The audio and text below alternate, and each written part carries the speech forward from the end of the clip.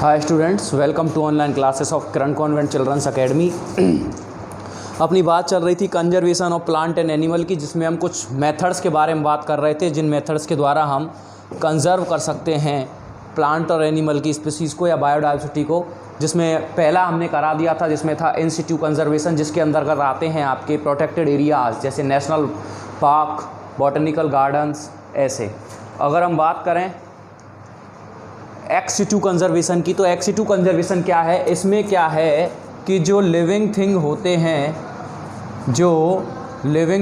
हैं जिनको कंजर्व करना है, जो प्लांट एनिमल्स होते हैं जिनको कंजर्व करना है, उनको रखा जाता है एक प्रोटेक्टेड, तो नहीं कह सकते, एक तरीके से आप ये मान लीजिए कि इनको जो है वो कंजर्व किया जाता है।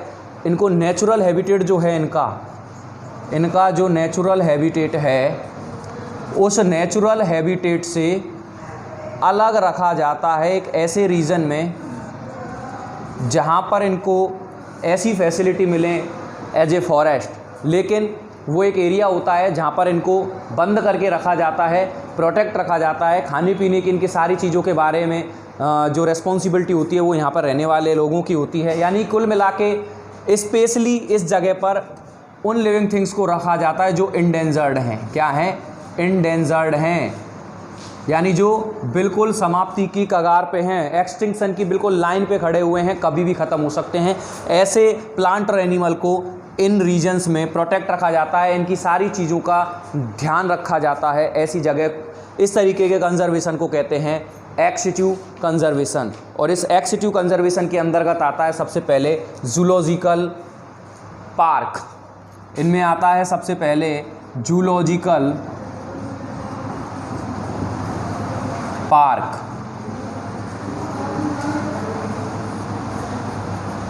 ये जो जूलॉजिकल पार्क होते हैं इनको जू भी कहा जाता है, आल्सो कॉल्ड जू, यानी चिड़ियाघर। आपने देखा होगा यहाँ पर जो लिविंग थिंग्स रखे जाते हैं उनको फॉर एजुकेशन,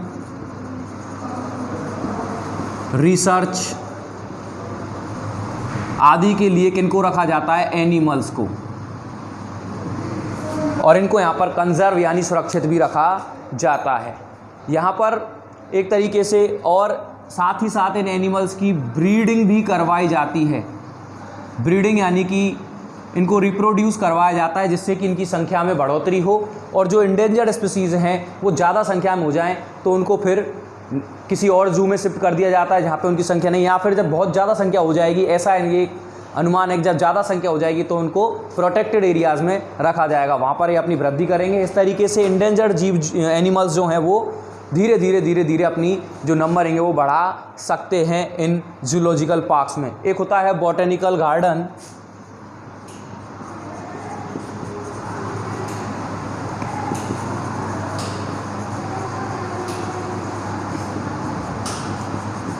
बॉटनिकल गार्डन में क्या है कि जो प्लांट्स होते हैं, जो प्लांट्स होते हैं उनको ग्रो किया जाता है, स्पेशली ऐसे प्लांट्स को जो इंडेंजर्ड हैं, जो बहुत ही कम रह गए हैं।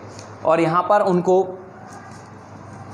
उनकी जो नंबरिंग है उसको इंक्रीज़ किया जाता है, सेम एज जैसे कि जूलॉजिकल पार्क होते हैं।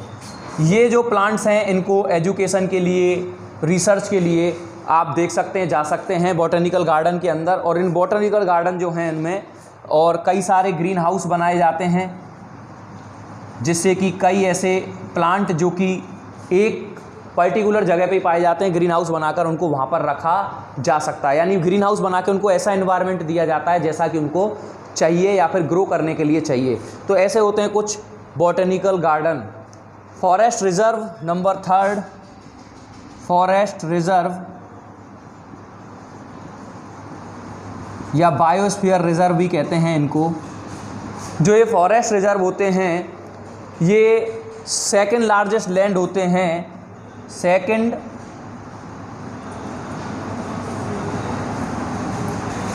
लार्जेस्ट लैंड होते हैं जहाँ पर पाए जाते हैं प्लांट्स, और साथ ही साथ उनमें एनिमल्स भी पाए जाएंगे।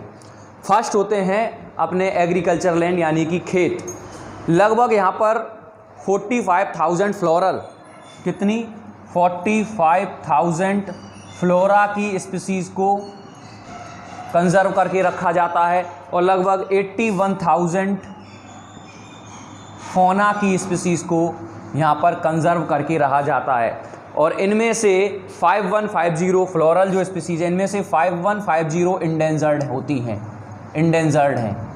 और यहाँ इन 81,000 में से 1837 इंडेंजर्ड हैं, यानी लगभग अपने समाप्ति की कगार पे हैं, विलुप्ति की एक्सटिंक्शन की कगार पे। उनको यहाँ पर सुरक्षित रखा जाता है, इनको कहते हैं फॉरेस्ट रिजर्व। एक होता है सीड बैंक, वो अलग से है, मैं आपको बता दूं सीड बैंक के बारे में। तो सीड बैंक में क्या है कि जो प्लांट्स इंडेंजर्ड हैं उनके सीड को ड्राई करके फ्रीजिंग करके रखा जाता है।